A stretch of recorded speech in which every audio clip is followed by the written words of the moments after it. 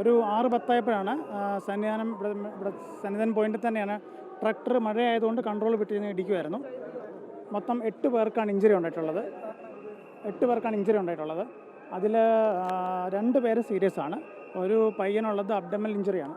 Abdominal injury ആയതുകൊണ്ട് അവരെ refer ചെയ്തിട്ടുണ്ട്. സ്കാനൊക്കെ ചെയ്ത് നോക്കാനുള്ളതുകൊണ്ട്. പിന്നൊരു 69 വയസ്സുള്ള മെയിലാണ്. പുള്ളിക്കാരനെ റിബ് ഫ്രാക്ചറാണ്. പുള്ളിക്കാരനെയും ഒഫീഷ്യലി വിട്ടിട്ടുള്ള ഇവർ 2 പേരെയാണ്. പിന്നൊരു ലേഡിയുണ്ട്. പുള്ളിക്കാരിക്ക് ഹിപ്പ് ഫ്രാക്ചറാണ്, പെൽവിക് ഇഞ്ചുറിയാണ്. പുള്ളിക്കാരി പക്ഷേ ഓർത്തോ സർജൻ നോക്കി വലിയ സീരിയസ് അല്ല, പക്ഷേ സ്ലാബ് ഇട്ട് എന്തായാലും ഒരു 6 വീക്സ് കിടക്കേണ്ടതായതുകൊണ്ട് പുള്ളിക്കാരിയും റെഫർ ചെയ്തിട്ടുണ്ട്. ബാക്കി 5 പേരുള്ളത് അത്ര സീരിയസ് ഇഞ്ചുറി അല്ല. എല്ലാ അടിയന്തരം എല്ലാം ചെയ്ത ശേഷമാണ് നമ്മൾ റെഫർ ചെയ്തിട്ടുള്ളത്. അല്ല, ഒരു സ്ത്രീയും ഒരു പുരുഷനാണ് സീരിയസ് ആയിട്ടുള്ളത്. അല്ലല്ല, ബാക്കി ആരും അത്ര സീരിയസ് അല്ല.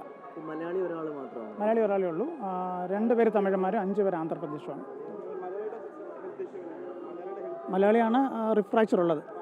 അപ്പോൾ അതാണ് ഒഫീഷ്യലി റെഫർ ചെയ്തിട്ടുണ്ട്. അത് പമ്പയെന്നാണ് ഡിസൈഡ് ചെയ്യുക.